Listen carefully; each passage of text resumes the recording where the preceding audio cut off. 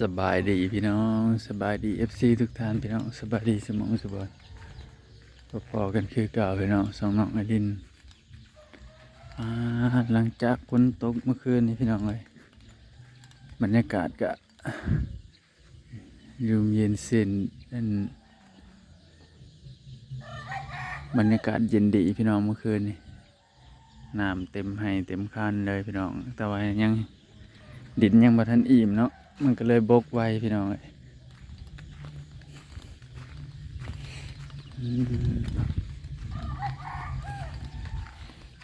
เสียงกบเสียงเขียด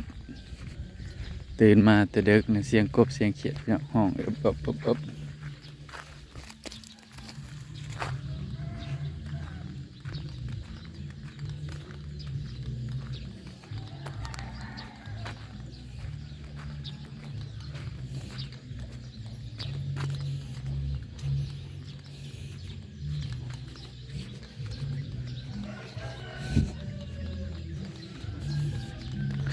ง่วงก็นอนตากฝนพี่น้องเลยเมื่อคืนนี้ ตอนนี้ฝนก็กำลังมายิ้มเนาะเมื่อคืนนี้ง่วงนอนตากฝนพี่น้องขอกง่วงก็บ่ทันได้เฮ็ดแป้ง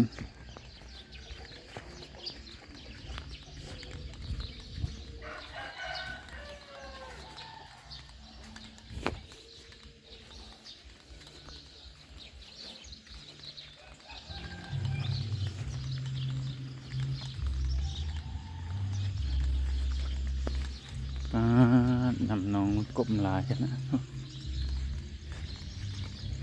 ตกกาได้สบายเลยบ้าน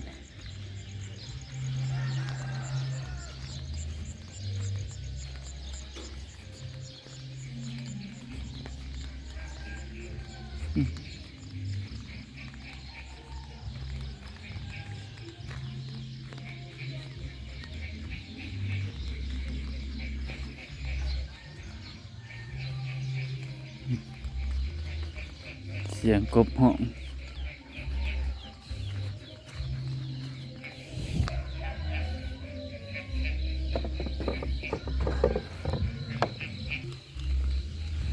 เสียงกบเสียงเขียดห้องพี่น้องว้าวนำน้องเฮากระลายเลยพี่น้องนำน้องเฮากระลายเติบไปได้พี่น้องเลย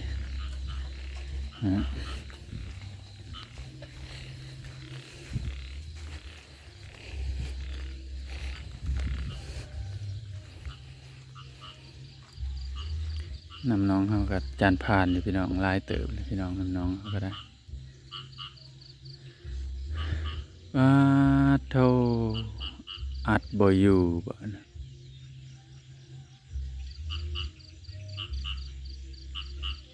อัดน้ำบอยู่พี่น้องให้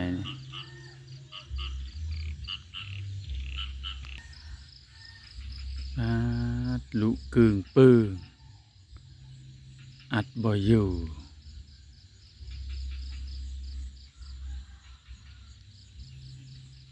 ให้ตัวนี้พัดอยู่ให้คนน้องนี่ให้ตัวนี้บอยู่กึ่งปื้งเลยพี่น้อง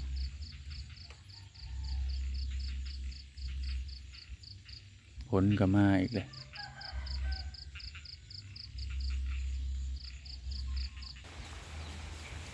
ว่าสิขึ้นหัวหน้าฝนพันมาลายฝนพันมาลัดพี่น้อง เด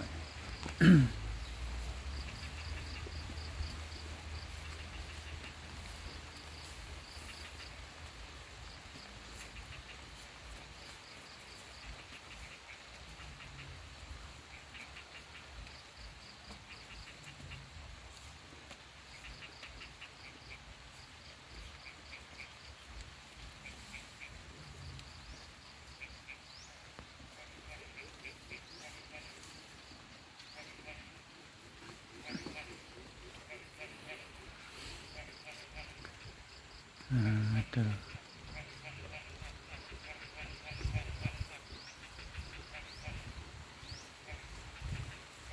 คนก็มาไล่พอดีพี่น้อง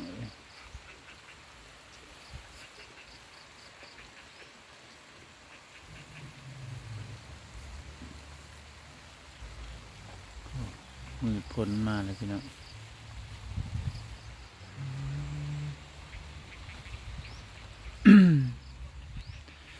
ฝนสิดีแต่หัวปีบ่เนาะพี่น้องเนาะ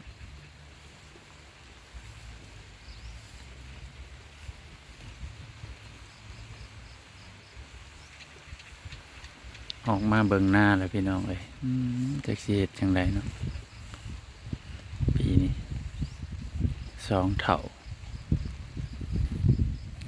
ลูกน้อยอีก2 คนสิไหว้บ่เนาะหน้าหน้าบ่ได้หลายแล้วพี่น้องแต่หน้า2 แถว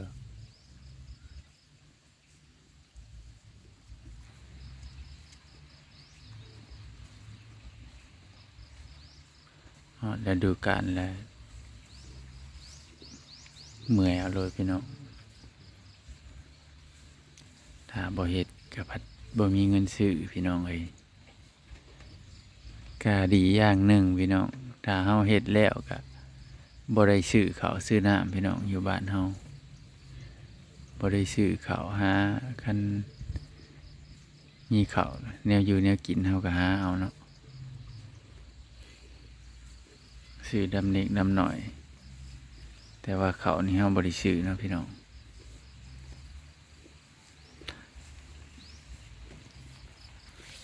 สีหวานบ่หรือว่าสีอันดำเนาะพี่น้องเนาะขั้นหวานบัด50พี่น้องถ้าหวานแปลว่าย่านมันบ่งามเนาะย่านมันบ่งามย่านมันมีแต่หญ้าพี่น้องเพราะว่า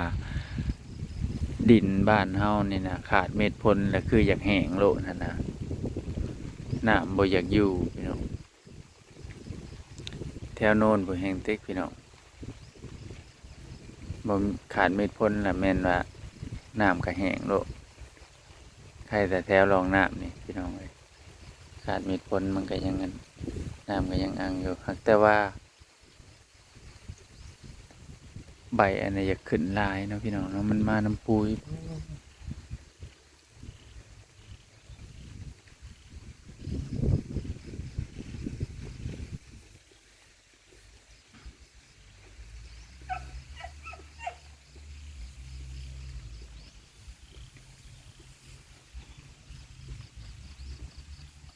บรรยากาศตอนเช้าพี่น้องเมื่อคืนนี่ฝนตกแห้ง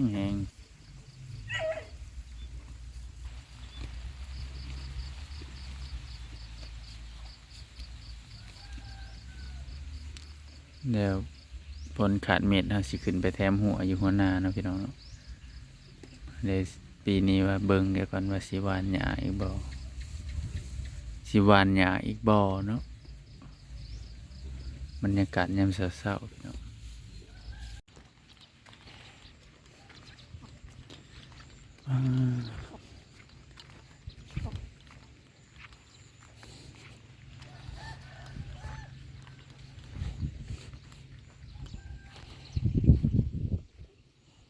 สิได้มาปานใหม่แล้วคะแนนนี้นะพี่น้องสิได้มาปานใหม่แล้วพี่น้องเอ้ยเป็นแน่นี่สิได้เอากระสอบมาใส่เลยถ้าสั่นบ่ได้พี่น้องใส่ท่อก็บ่อยู่ใส่ท่อก็ขาด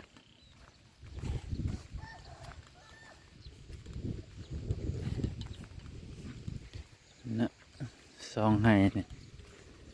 สิได้เอาอันนั้นมาใส่นั่นแหละเอากระสอบบ่หรืออันใดเนาะขาดอยู่คู่ปีได้ปีนั้นก็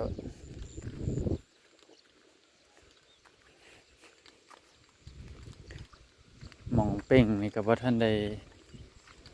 มาอัดจักป้องเลยพี่น้องฝนตกพัดลมน้ำหนาว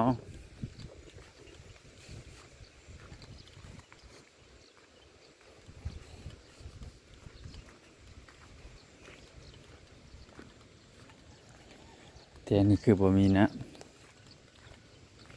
ให้ใกล้กันคงแถวเลื่นคือมีน้ำ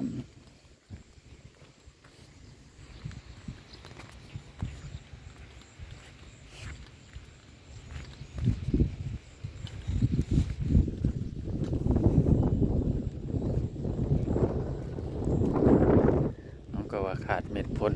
ย่างขึ้นมาฝนตกอีกเลย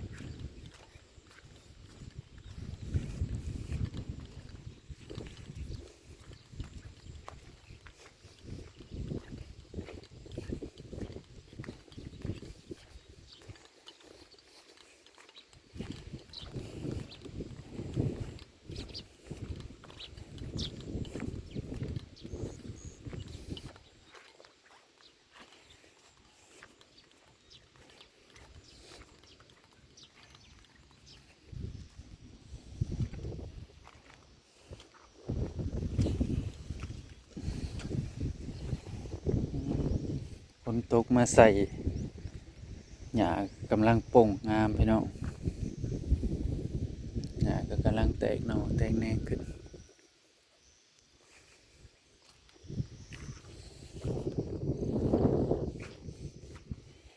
ต้นกล้วยก็ไผ่ใหม่กำลังแตกหน่อขึ้นใหม่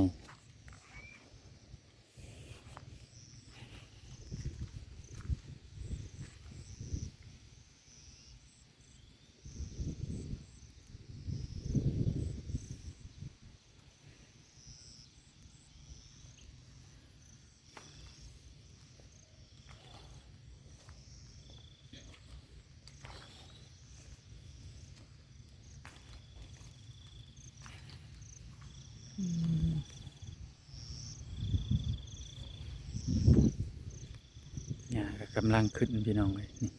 ไก่ไก่สิได้ให้งัวกินอีกแล้วพี่น้องหญ้าก็ได้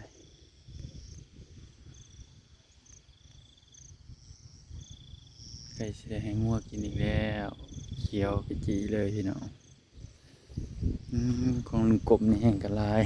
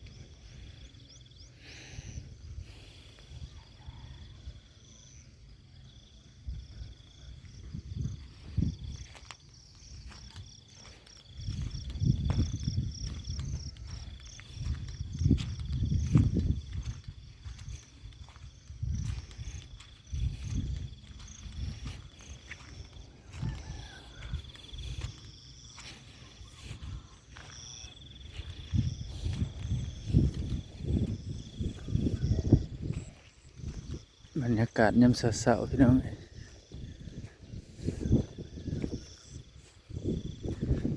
หลังฝนตกเสียงกบห้องแซวๆพี่น้อง